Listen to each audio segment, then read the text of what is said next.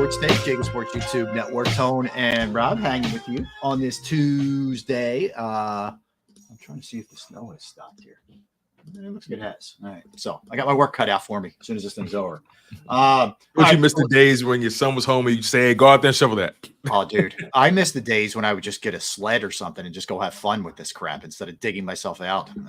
But those days are long gone, my friend. All right. So let's look at easy fix versus challenging fix. Now, I'm going to start with the easier one. And some people may say you're nuts. This might be the most complex one. Hear me out. Jalen Hurts.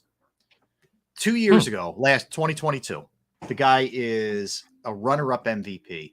Put together the kind of year that got him a $250 million contract that made a lot of people, a lot of doubters, kind of say, all right, my bad. I missed the boat on this kid, blah, blah, blah.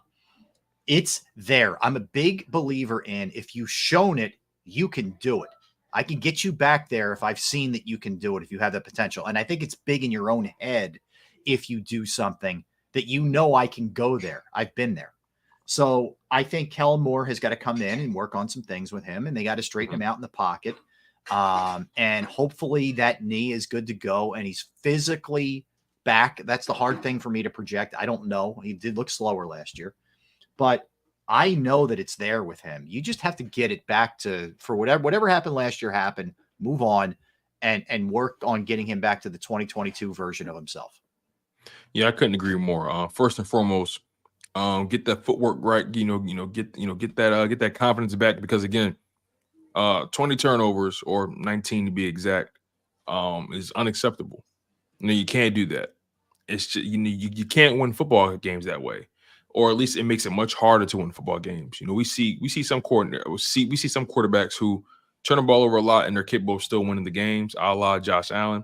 But it still comes with its own set of risk, and you still don't want that happening regardless. So you don't want to get too comfortable turning the ball over, to that degree. I'm with you again. I believe Jalen Hurts is very capable of cleaning up his deficiencies. I want Jalen Hurts to get back to playing Jalen Hurts style of football.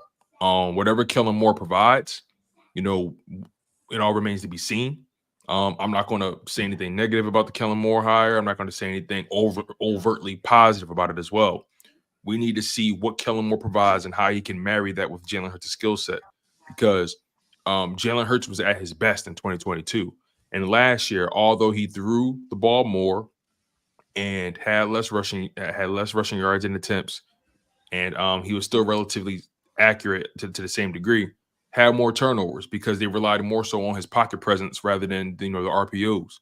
So I think they need to really they need to find a way to get him back to playing his style of football while also still improving his pocket awareness and his ability to see the full field, not just the field in sections. He needs to be able to get through all those progressions. But again, I want Jalen Hurts to play his brand of football, that dual threat style that makes him lethal, makes him a legitimate threat. Did you know in that playoff game, he only ran the ball one time against the Buccaneers? Yeah, this is the other thing that's such a mystery to me, Tone. What I can't figure out is from the beginning of the season, he looked hesitant. From the beginning, game one. And I don't know that it was him saying, man, I just got paid $250 million and I want to be able to have a long career. Or the Eagles beat it into his head like, dude, we need you to be careful out there. We can't lose you. Let's be smart about this. Or the knee started bothering him as the season went on and he physically just couldn't do it.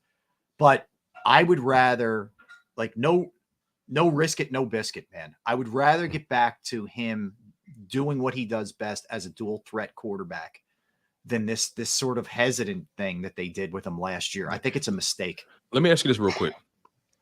Would you, if you were able to get a Super Bowl out of Jalen Hurts' career and he only was able to really give you 8 or 9 years of real high quality quarterback play, would you take that rather than 15 years of okay quarterback play? You can cut that to 5 years, Stone. I would. I mean, yes, I would. Okay. If I can get one out of him and get 5 quality years, okay, that's fine.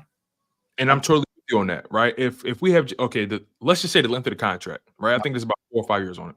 Yep.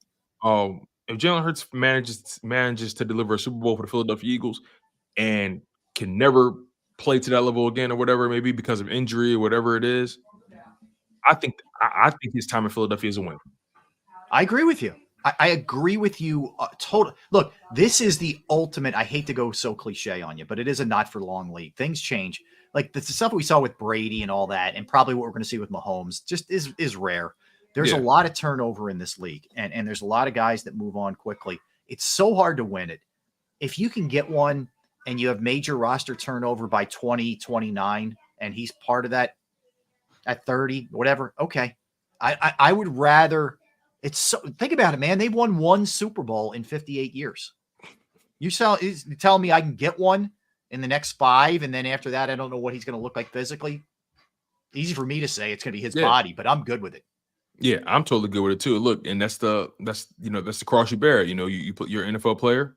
You decided early on that you're willing to sacrifice your body for glory. You decided pretty early. So again, if I can get one Super Bowl out of Jalen Hurts' career and it only lasts 7-8 years, in Philly or whatever it may be, I'm taking that sacrifice. That's the sacrificial lamb in my opinion. And that's where, to me, let's get him back to what you did in 2022 and you had such great success with him. Right. Let's get him in his comfort zone with the RPOs. Let's get the defense being back on its heels, not having any idea what's coming at them, as opposed to, we kind of know he's not going to run. So we don't really have to worry about that part of it. Let me ask you this. Why do you think the organization, because it's clear that they advised him to think twice about running last year. It's clear, in my humble opinion. Why do you think they're so hung up on making this guy last 15 years or 20? Like, why do you think they're so hung up on that? If you get something out of it, if you have this guy under contract, it's a contract for a reason. Mm-hmm. If you have him for 5 years and he gets your Super Bowl and he's never that same player again, all right, just re-up, start a new, start the quarterback search over again. I mean, I don't understand why they're so hell-bent on trying to protect him. Let him play his style of football at the end of the day. I would say, like, the obvious answer is they just gave him 250, right? And they want a return on their investment. A Super Bowl is the return. No, I agree. You're saying in the scenario where he wins one. Yeah, I agree. Yeah, exactly. Yeah. I think the other part is too, like, they're just coming off the whole Wentz thing, which maybe affects a little bit of the way that they're thinking. And they, he just got his deal and then all of a sudden they had to eat it. So I don't know. That shouldn't probably affect you, but maybe it does. I just think they also felt like his style of play is risky. And it's so why pay him, right? Then why are you paying him? To your point, why pay him? You're paying him to be who he is. Right. But now you're trying to change him to an extent. Right. It's right. It's very strange to me how they handled this. Yeah, I don't get it either. You paid him based off of what he showed you in 2022, but you're trying to change him to an extent in 2023. And do you have buyer's remorse? What is that? You know what I'm saying? Isn't it? But isn't this so critical that they all have like a come to Jesus this offseason? Like there's no way they can. Right. Where they look at it, where Howie and Jeffrey and Nick and look at it and say, you know what, man, I know what our thought process was here with Jalen, but we have to get back to letting him be him. And and that's part, obviously Kellen Moore's in on that conversation, but you have got to, we talk about it all the time. You play to players' strengths. You don't drop Haason Reddick into coverage. Let him get after the quarterback. The guy's an edge rushing machine. Get Jalen Hurts back doing what he does, man. Let these guys be them. So I'm hoping that that's the case. So that's the reason I bring up Jalen. And I also look at Jalen. I mean, let's face it. He's surrounded by a core that should allow him to have success. He still has a very good offensive line. And he has 2 stud receivers that quarterbacks would kill for. And I think whoever gets behind this O-line will rush for 1,000 yards. I believe that. So that's all a good foundation and a good base. And look, those guys are all coming up on their paydays. I mean, it's going to be harder and harder to keep this core together on offense. The A.J. Brown, Devontae Smith marriage is only temporary. It's not going to be able. They're not going to be able to sustain it, for the extent of 5+ seasons. They're just not. So they have to maximize this timeline. It's so imperative. It's not just about Jalen Hurts. It's about the contract. It's about having AJ Brown and Devontae Smith in the same building while you can, because there's going to come a point in time where Jalen Hurts is not going to have both those guys. He may have one of them, and he may have a solid tight end, and he's going to have to elevate everybody else around him. He's going to have to elevate his game enough where he can make other people. Jalen Hurts is going to have to position himself to be a quarterback where he can elevate C+ guys into maybe B- B level guys. Right. And it's not easy to do, but when you're paid that kind of money, that's what they're paying for. And again, it's just as simple as Jalen Hurts getting back to playing his style of football and the Philadelphia Eagles maximizing this timeline. That's what it's all about. Every decision I make if I'm the Philadelphia Eagles involves the timeline and the length of this contract. Anything else beyond that, I'll deal with it when it comes. All right, Leo, let's go with the hard part, the challenging part, if you will. Defensive line fell off, even though there's talent there last year. You don't that have just sounds crazy, doesn't it? That just sounds insane. Yeah. It fell off, but there's talent there. It's scary because you don't have enough talent at linebacker, safety, or corner. So, especially in light of what could be happening with Reddick, I got to tell you, Tone, I have a hard time making a case for the defense in any way. I just do. I can't blame you.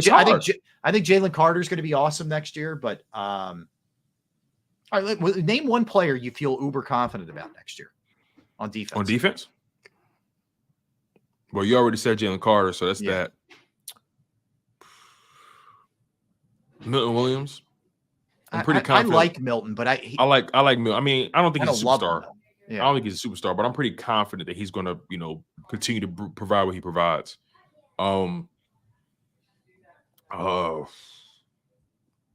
Jordan Davis has given me too many different things to look at. I mean, out of a 34 game sample size, he's really only give you 8 games of really solid play. Oh, we got a little breaking news here. Really? Haason Reddick just tweeted out, "Never asked for a trade. However, I do understand it's a business, preparing for whatever's next." Jordan Schultz, I want to make sure I'm giving him the proper attribution of Bleacher Report, okay? NFL Insider just tweeted out, "Just spoke to All-Pro pass rusher Haason Reddick, who tells me he never requested a trade and wants to stay in Philadelphia. Quote, I would like to get an extension done here at home. At no point did I ever tell the organization I wanted to be traded. This is home for me. I was born and raised. 2 of the most fun years in playing football in my life came here. I cherish being an Eagle." Okay. This changes things a little bit here. This just got really interesting. Damn. Because here's the thing, right? Maybe he didn't formally request a trade, right? Maybe he didn't formally do that. But is it reasonable to say the Eagles and his representation spoke about, well, look, we know what you're asking for. We know what you want. We don't know if we can meet those demands. Correct. You find someone who can.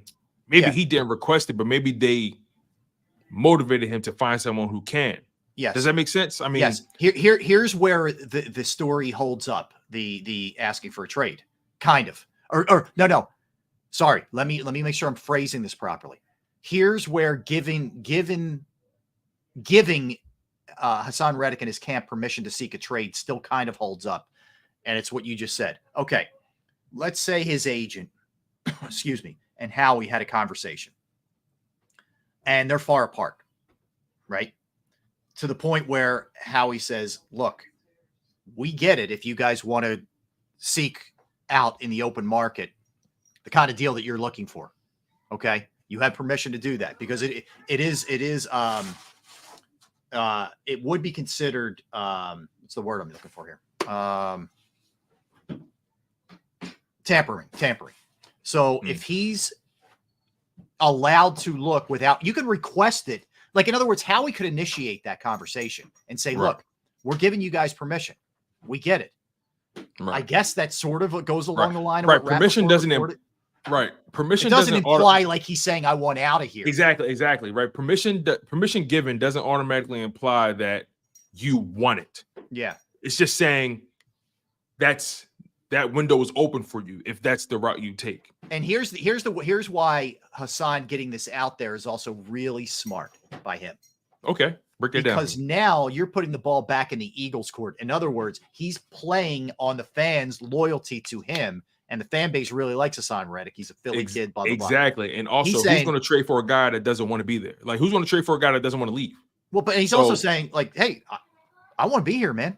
I grew up in camp. I grew up right over the bridge. Yeah. I had my 2 most fun years here.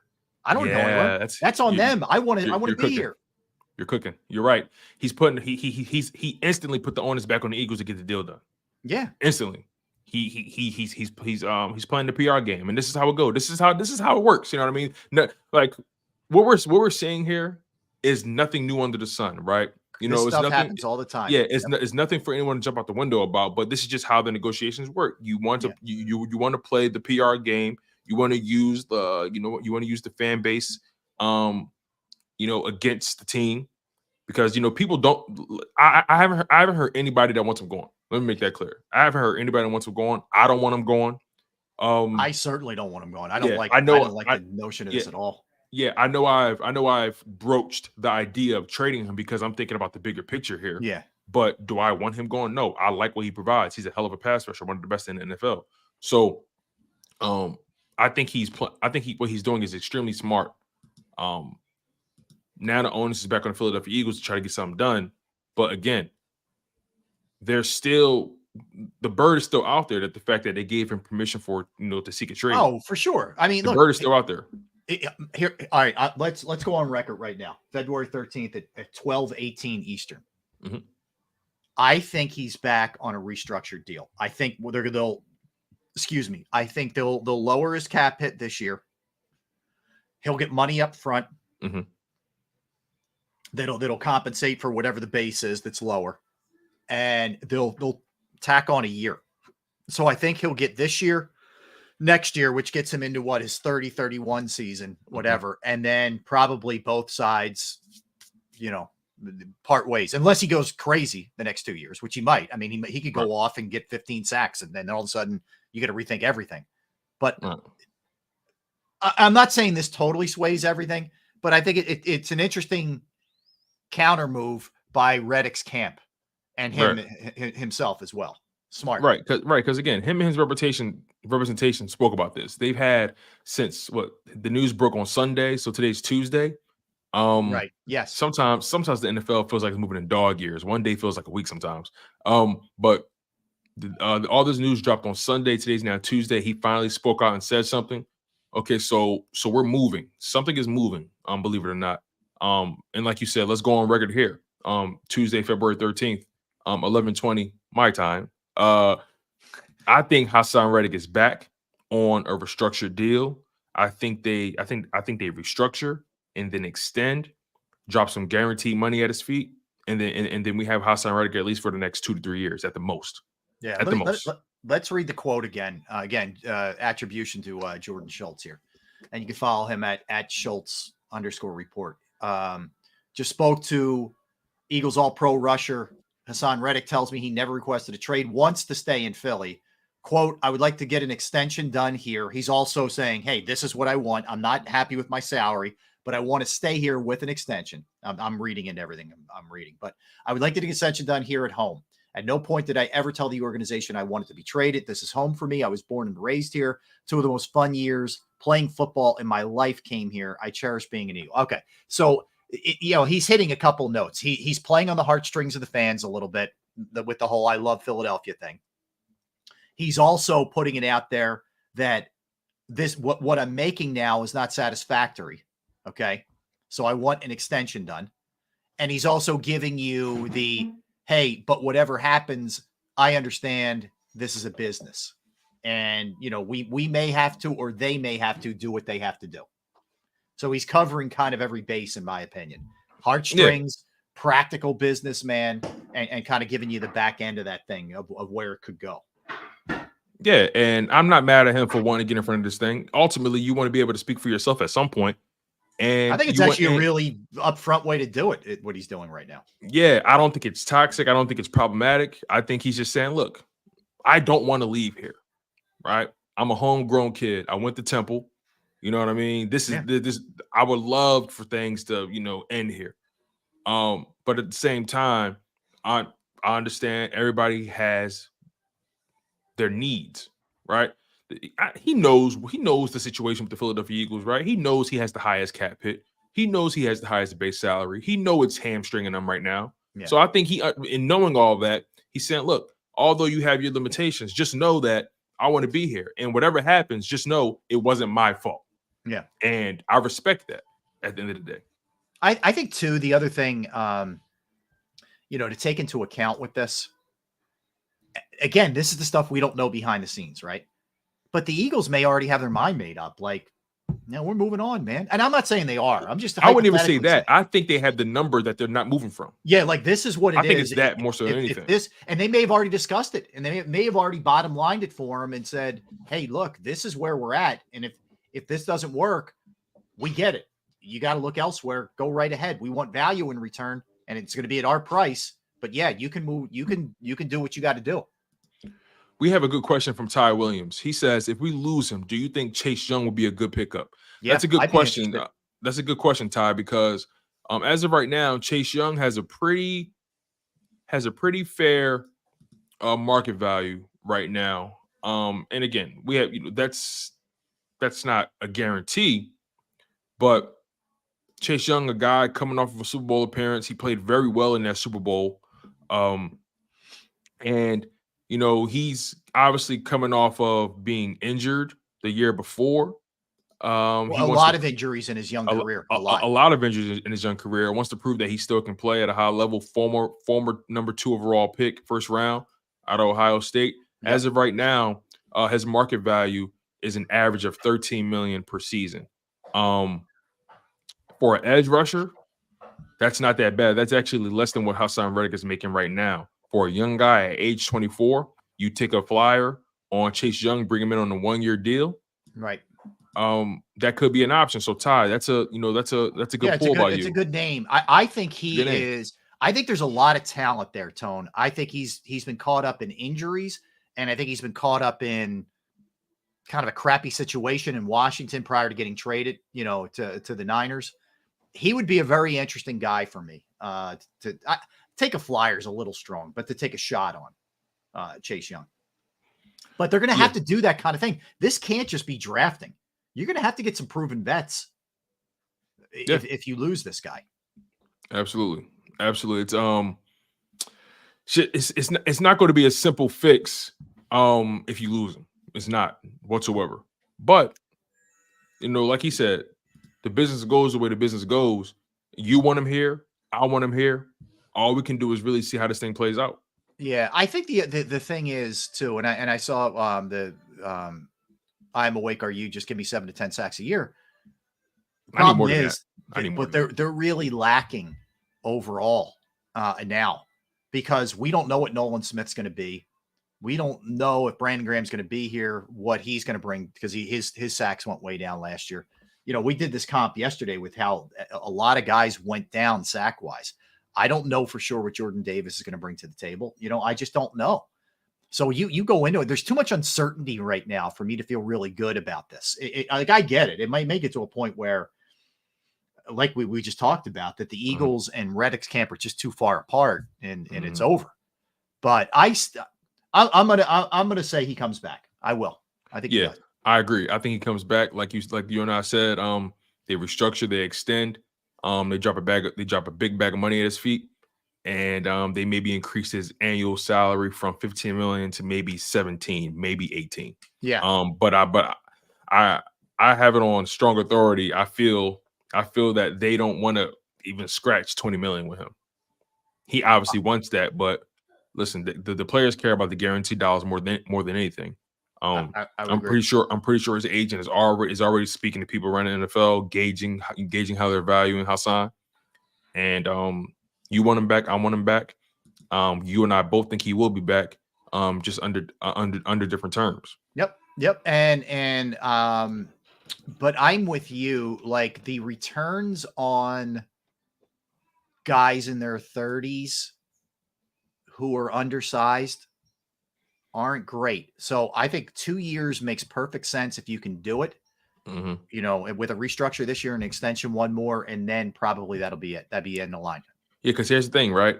You know, when you're undersized like that, you really depend a lot on your speed.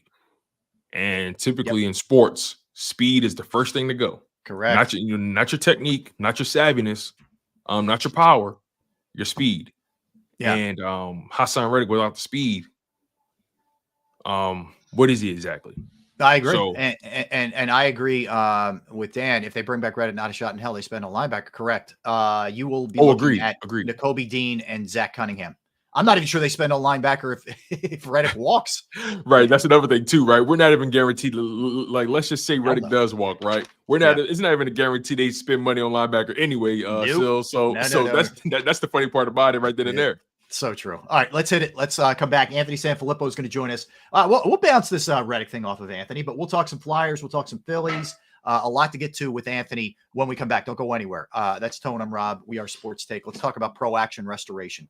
If you have a home, business, or property and you go through the pain, inconvenience of water, fire, smoke, mold damage, you know how trying that can be, right? Well, the beauty is Pro Action Restoration is on call 24 hours, 7 days a week to assist. I went through it. I had water damage from an upstairs basement into a downstairs basement, or an upstairs bathroom to a downstairs bathroom. They did a lot of damage to the ceiling, to the wall, to my carpet. They came in, they fixed it, and it was one-stop shopping. They took care of everything. And they worked in conjunction with my insurance company. So they are licensed, bonded, fully insured, and serving the tri-state area for more than 2 decades. And again, they can handle everything: water, fire, smoke damage, mold remediation, you name it. They're all good. Give Pro Action Restoration a call, 610-623-3760, 610